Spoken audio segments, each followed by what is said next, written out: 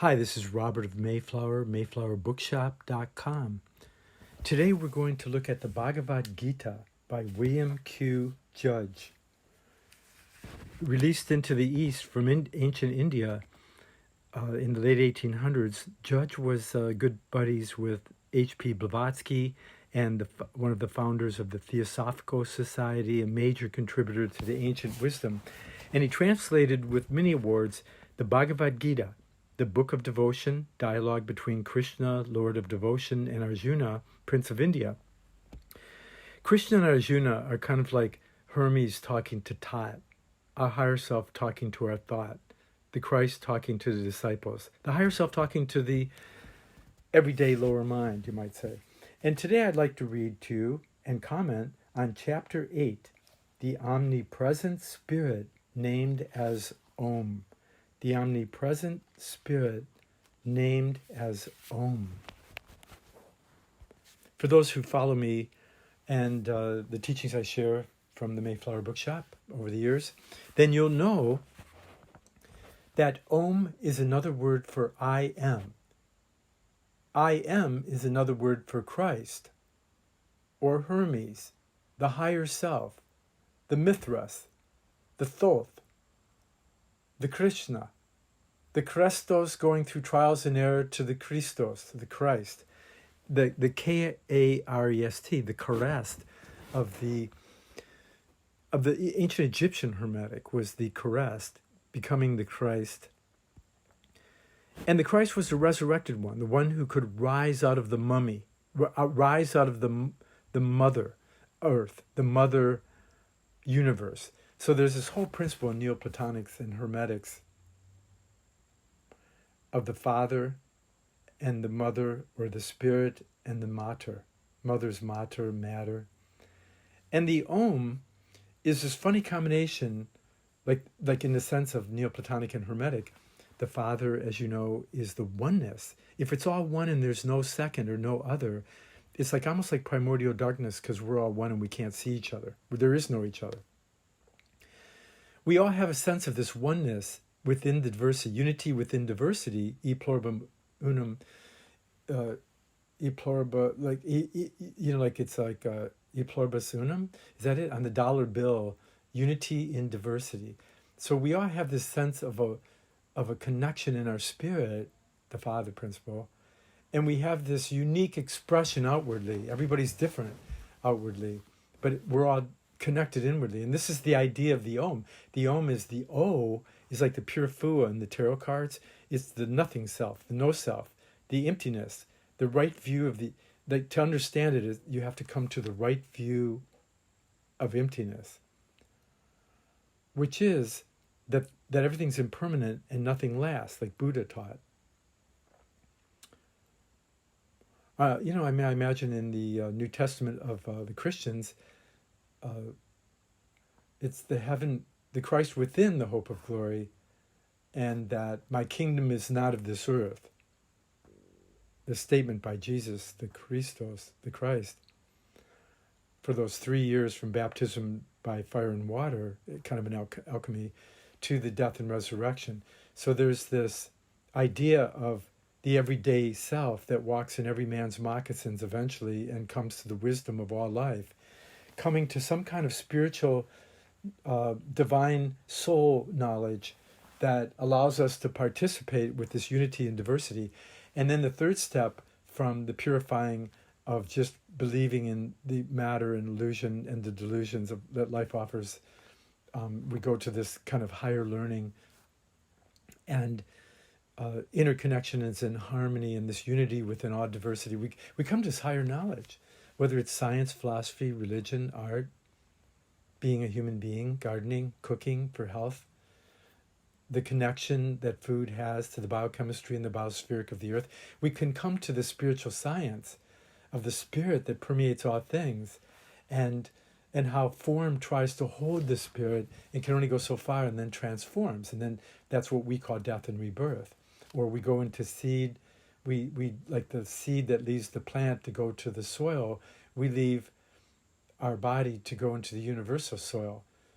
Again, there's no perfect language for this, and the reason it's not just a science and not a philosophy and art and kind of religiosio is because it's really a trinity. Everything's a trinity, and a sense of selfless learning. So the the zero, of the pure fool, that later in my tarot book meets up with the world, the Sophia wisdom of the experience, and nothing in everything, you might say. And the is the zero, the selflessness, or the auric egg of the Orphic mysteries. And the is M. It's either AUM or OM. O is symbolic of this nothingness, with the M turned sideways is a threefoldness. The threefoldness of the spirit, soul, body.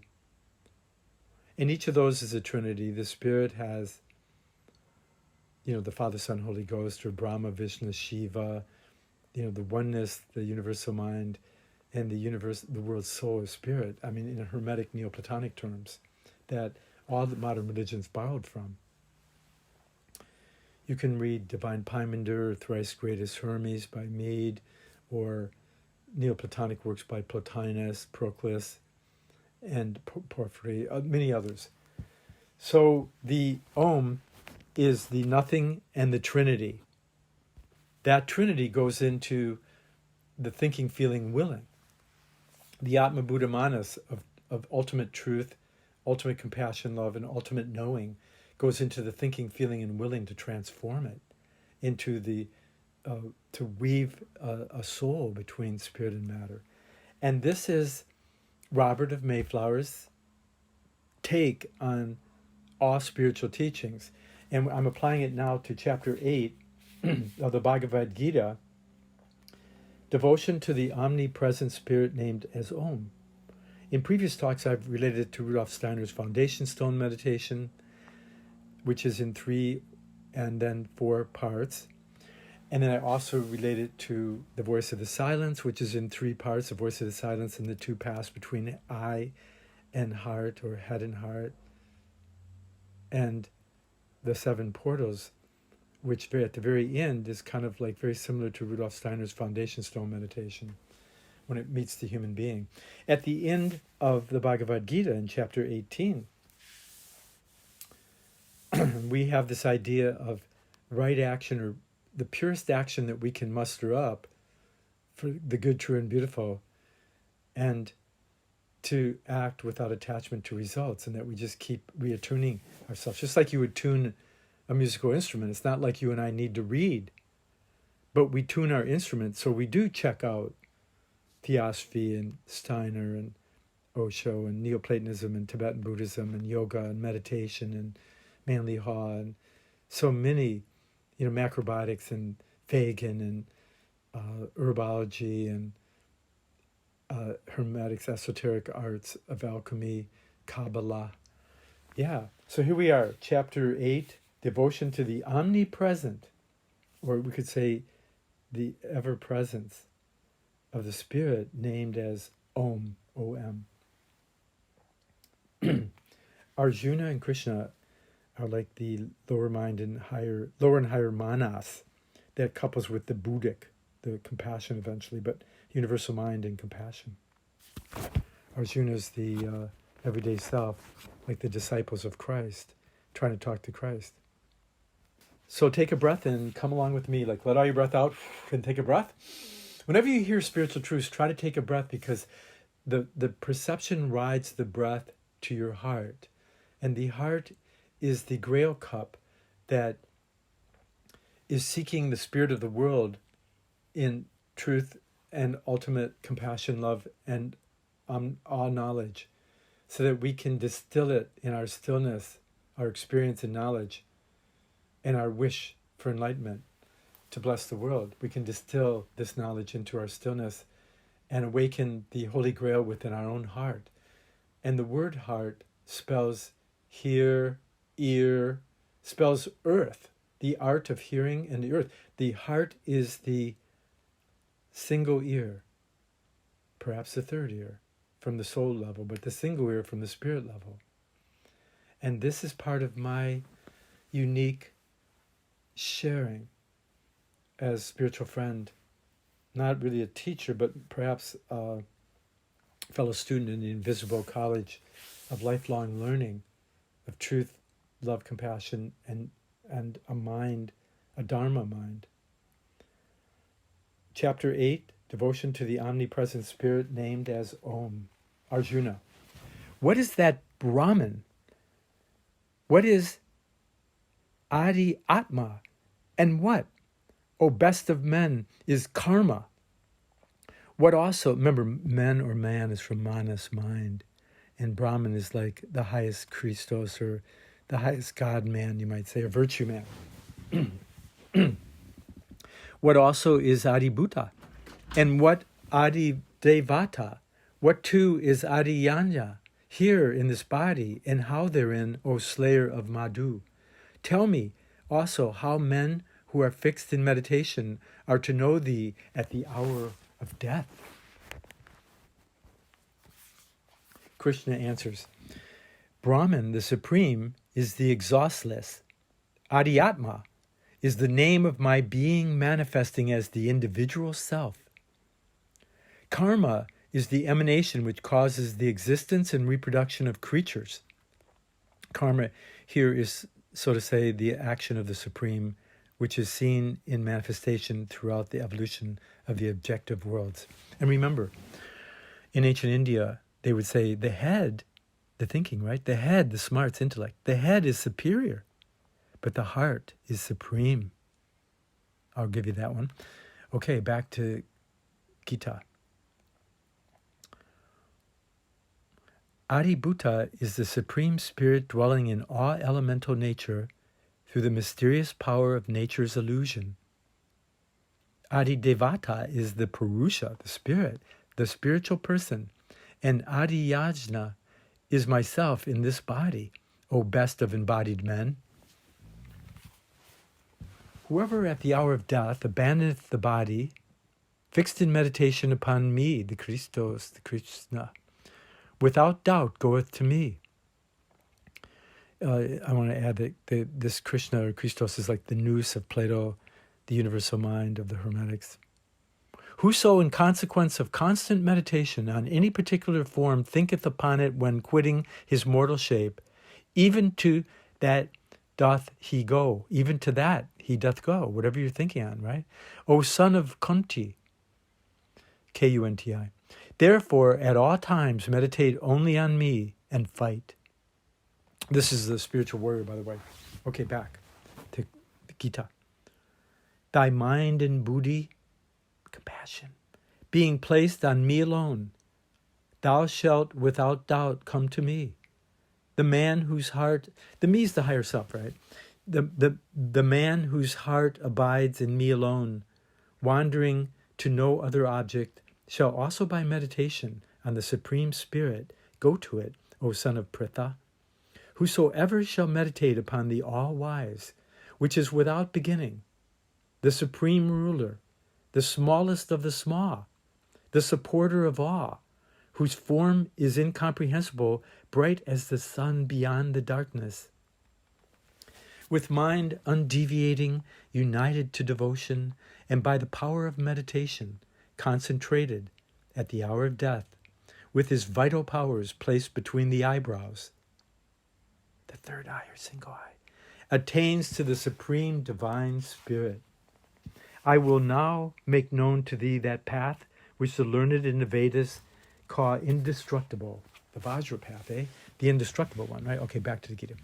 Into which enter those who are free from attachments, and is followed by those desirous of leading the life of brahmacharya. The brahmacharya vow is a vow to live a life of religious study and asceticism, following Brahma, to awaken the inner life, right? To the artist is the idea that grows into the ideal that strives and works to become manifest. Is good, true, beautiful, beautiful. So, leading the life of brahmacharya, laboring for freedom and salvation. He who closeth all the doors of his senses, imprisoneth his mind in his heart. Breathe your mind into your heart. Fixeth his vital powers in his head, standing firm in meditation, repeating the monosyllable Om, Om, Om, and thus continues when he is quitting the body, goeth to the supreme goal.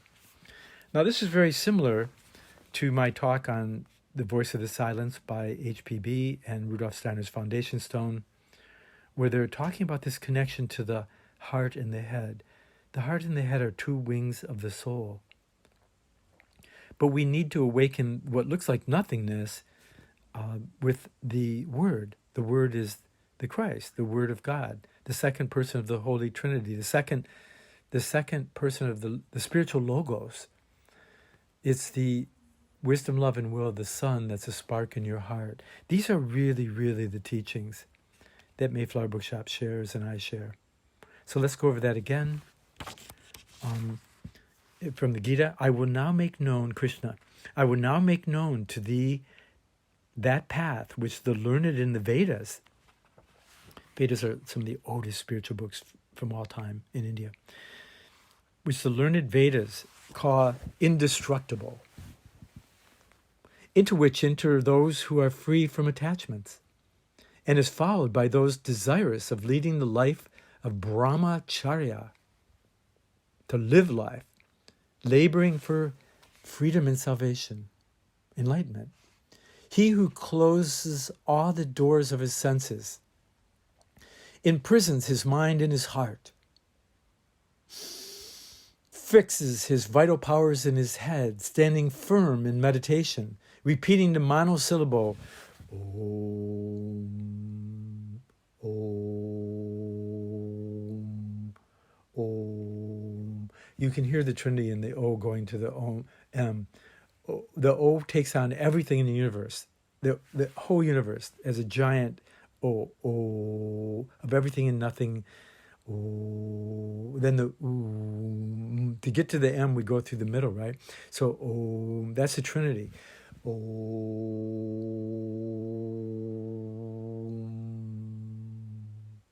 So if you let out all your breath and take in a deep breath and reside in your heart, and then big O, Om.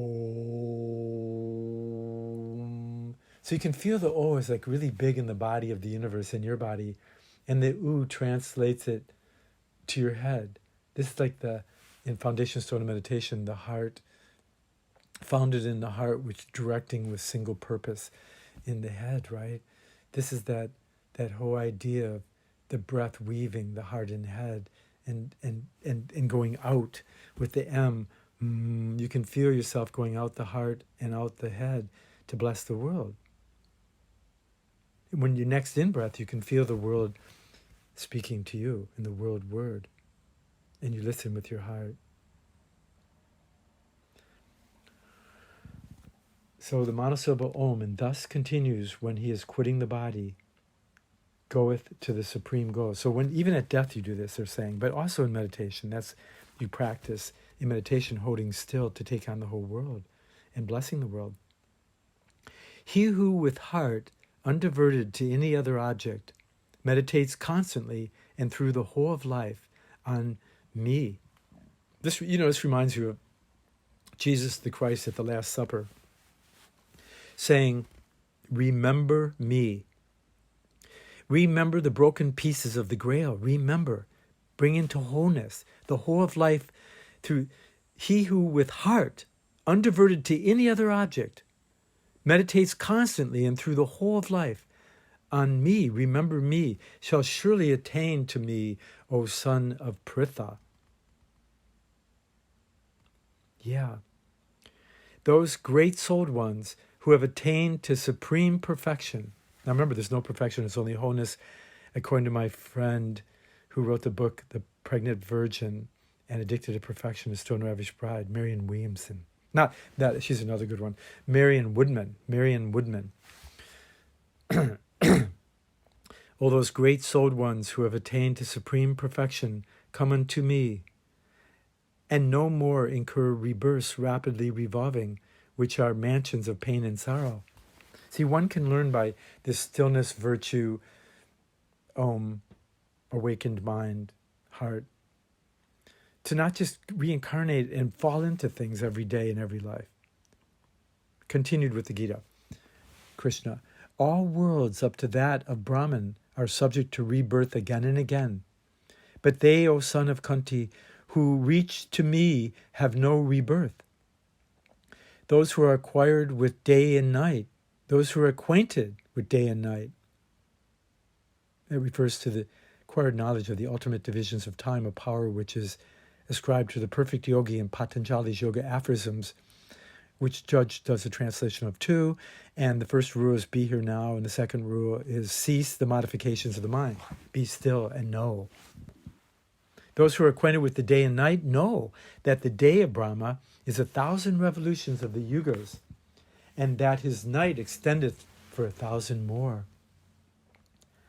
At the coming on of that day, the coming by day, that's the deity. The real meaning of God is really deity. Coming forth by day is the name of the Egyptian Book of the Dead. And here in the Gita it says, at the coming on is the Egyptian word for the sun god, Om. And S-O-L. Solomon is the triple sun. S-O-L, O-M, O-N, Egyptian sun god. At the Ra, this ray of the sun, right? Amen Ra. Amen. The mind of stillness shines with the sun. They all teach the same thing, but it's a little different vibration and a little different clothes you wear, depending on what party you're going to. Ha!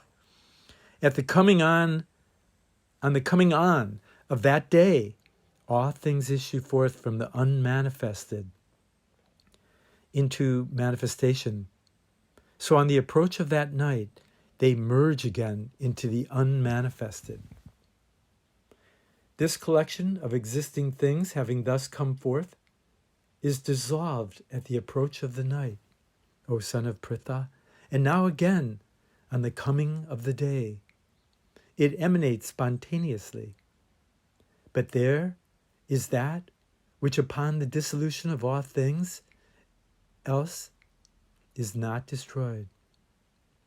It is indivisible, indestructible, and of another nature from the visible. Now just think about all the teachings that I've shared with the idea of emptiness, the right view of emptiness. Space, the last frontier. I've talked about this in other talks. The Bhagavad Gita has its own way of approaching it. It is indivisible, indestructible. I teach you nothing. Please get that. That's me talking, of course. I teach you nothing. If you get it, you'll be free. The freedom from the self is what Krishnamurti refers to it as, and Osho borrows that idea. It is wholeness, right? So here in the Gita, it is indivisible, indestructible, and of another nature from the visible.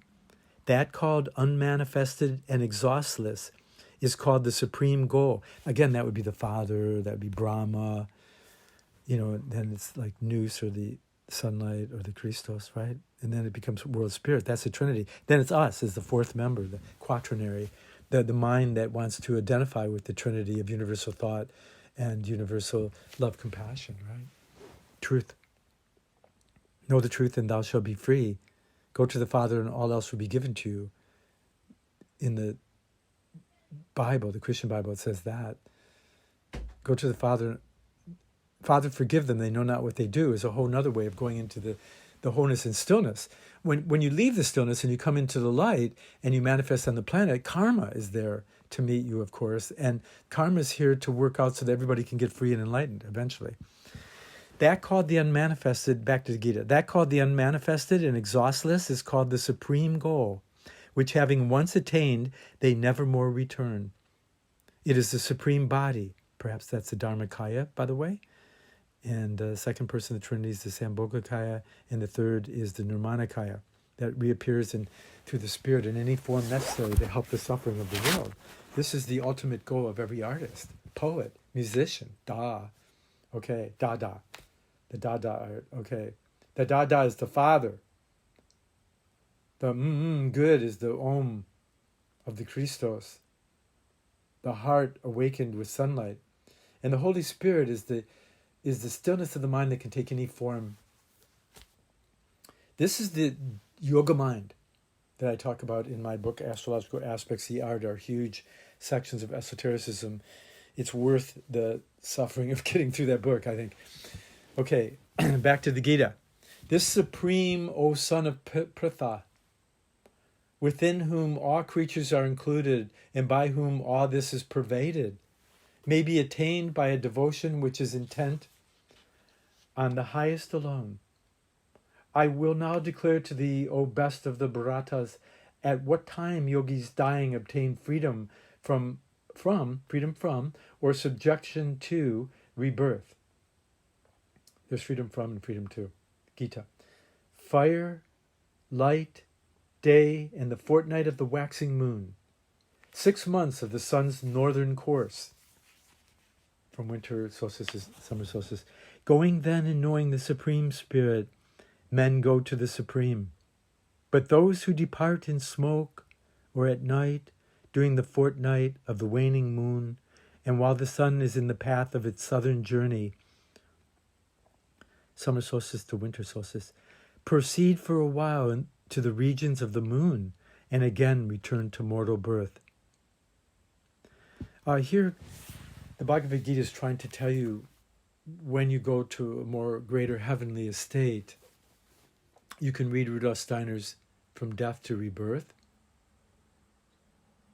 to see his take on this death to rebirth, this gap between being here and then there.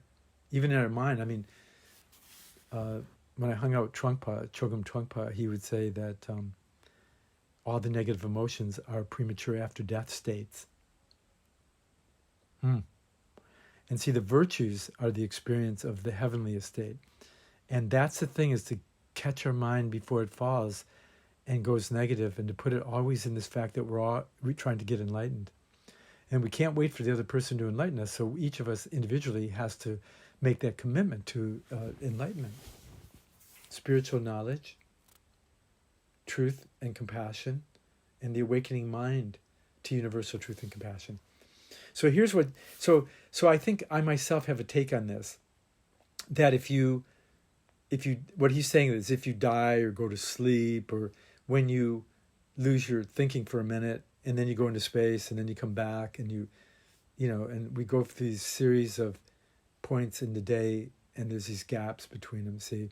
And we go through many lifetimes with these gaps. And so I'm trying to help you to understand it in a practical way, that if your mind can attach itself to the good, true, and beautiful, like Plato talks about, is the experience of God, or deity, really, rather than God. We should probably stop using the word God, because, you know, men created gods, and cunning took advantage of it. And they say that man was created in God's image, and men want to return to favor and create God in their own. So this is kind of a joke where we need women to write the other half of the Bible, or women to fill in the other half of these things. But really what we're talking about is not just a physical woman. We're talking about the feminine principle within human beings, man and woman, and the Sophia, the great goddess, the triple goddess of the old crone of wisdom, and the passion for life and knowing and learning and experiencing, and the mother.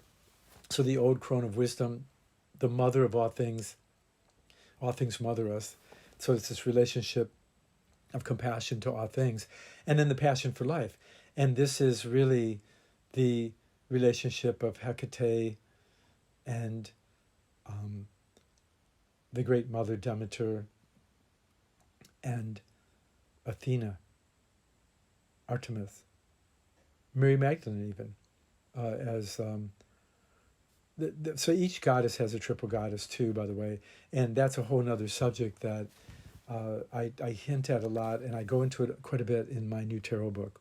So right here at the end of chapter 8 on the secret of Om in the Bhagavad Gita, he talks about the path of the sun and the moon, or the waxing and the waning. And this has to do with the keeping the Dharma mind, that if one can every once in a while you breathe into your heart, or you let all your breath out and take a look at the wholeness outside of you. You let all your breath out and hold it for a second and go into kind of an emptiness there, or you breathe into emptiness. But when you breathe in, there's a whole difference between whether there's sun or it's just reflecting or you're shining. Are you just reflecting or are you just shining? Are you just eating stuff up and taking it in? Or do you apply it to life and learn from your mistakes and learn from what works?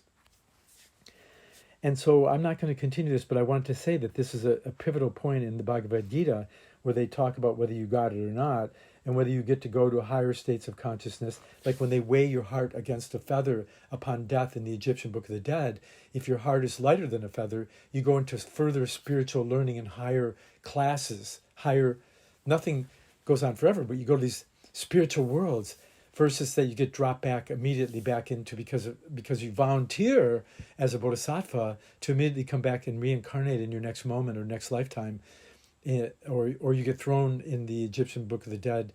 Your heart's too heavy, so you get thrown into the underworld, the four corners of the earth: fire, earth, air, and water. The fire of the ego is identified with, water, air, and earth. Physical, emotional, mental. The I am, or the ego, is identified with the lower three, the three stooges, the three musketeers who argue all the time. Or is it the three wise men who follow the star to the higher birth? I go into this in the Christmas talks, where we go into the higher worlds, past desire and fear, into the sun. We all become Christ-like or Buddha-like, and we share with all the stars as spiritual beings, spiritual intelligences, harmonies of love and truth, that all the world wishes for harmony and truth. It's a love fest. And our stillness is the great truth of Brahma, the great truth and proof of the Father. And unless we hold still, we cannot get it. We're just going for a fun ride, and I hope I'm entertaining you, and I hope you make a donation for me to continue doing this, because it's an act of freedom in a way, and of compassion, and that I'm sharing the best I can, that you can just get it. So from this idea of higher or lost incarnations, or going back in, or going higher, going back in, but can we stay in our heart of stillness and love, compassion, truth while this is happening, and bridge all these worlds? That's a whole nother thing. So here we go. The Gita. After the journey proceeds a while to the regions of the moon, and again a return to mortal birth. These two, light and darkness, think of Mani and Parsifal, don't we? These two, light and darkness, are the world's eternal ways. The world's eternal ways. By one a man goes not to return, by the other he cometh back again upon earth. No devotee, or student, learner, right? The new. No devotee, devotion, no devotee, O son of Pritha, who knoweth these two paths, is ever deluded. Wherefore, O Arjuna, man of meditation, manas, right? Mind of meditation, not man. Mind of meditation, who knoweth all